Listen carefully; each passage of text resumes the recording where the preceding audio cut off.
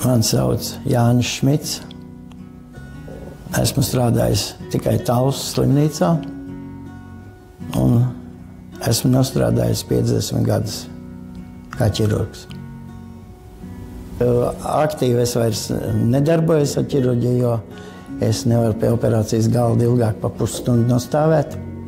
Diemžēl.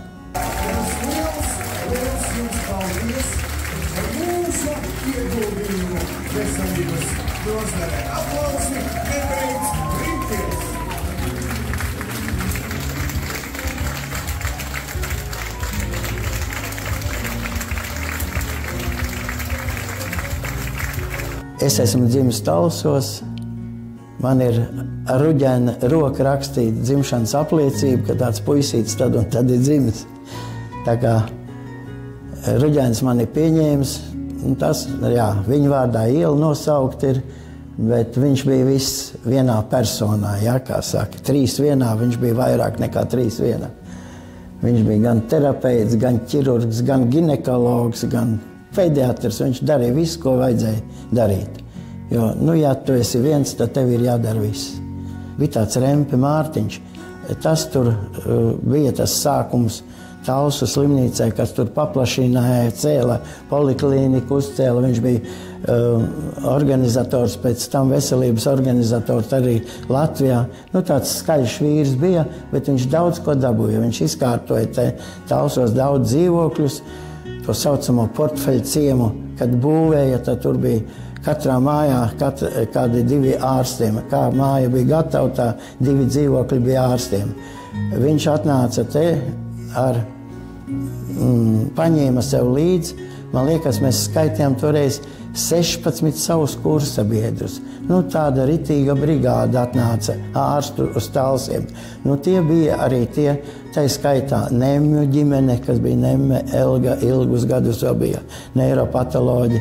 Nemjas Jānis aizgāja ātrāk. Kas vēl bija? Man liekas, ka Priedīte arī bija tai ar to Rempi kopā atnākusi.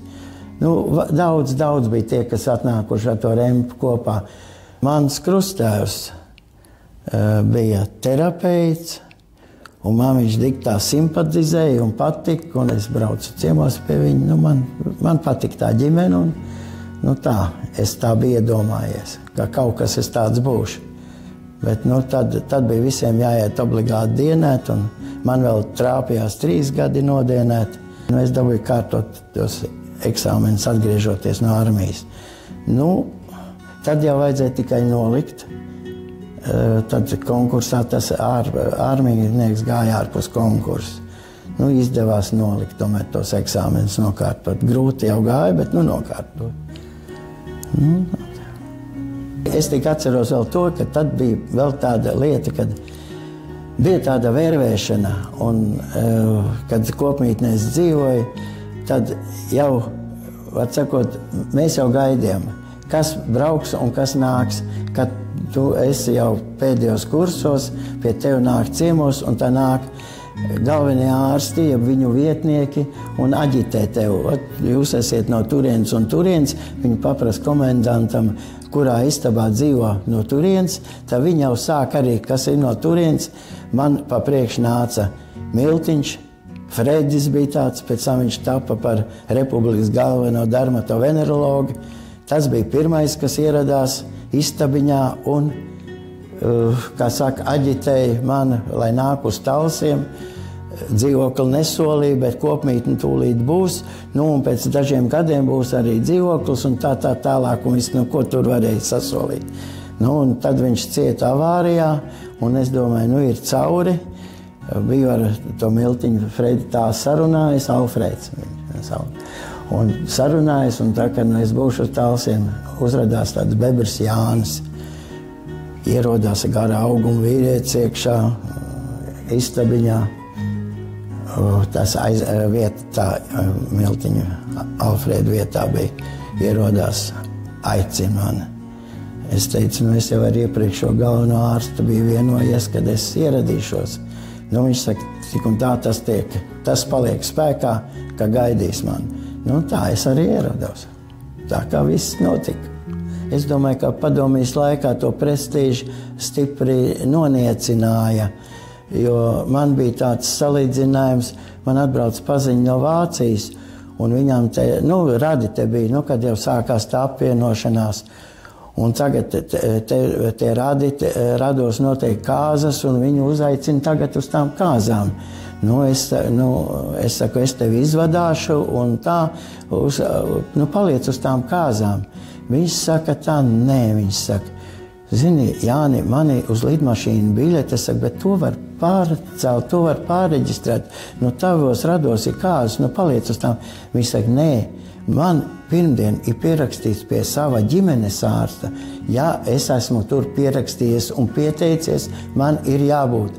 Tā es domāju, viņš nomainīja tos radu to kāzas, tomēr, ka viņam jābūt pie ārsta. Tā ir liela atšķirība. Es tā saplaku pavisam uzreiz. Es jau ar te biju ārsts, bet es zināju, kā te ir tā attieksme, jā. Apmēram tā amats baltā halātā. Šodien ir tāda visatļautība un brīvība dota. Var izteikties un izgānīties, kā grib.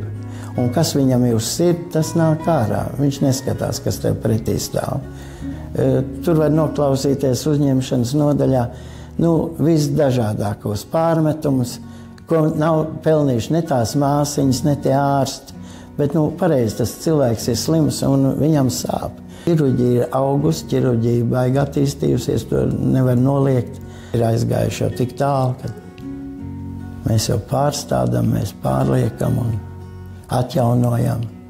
Tā kā perspektīvas ir, cik tās ir jāveido. Katrs paldies ir liels gandarījums, tā kā to tā nevar pateikt. Ir jācenšas neko neizdarīt nepareizi, vai tur ir tā lieta. Jā, kļūdas, tās ir smagas kļūdas. Tā kā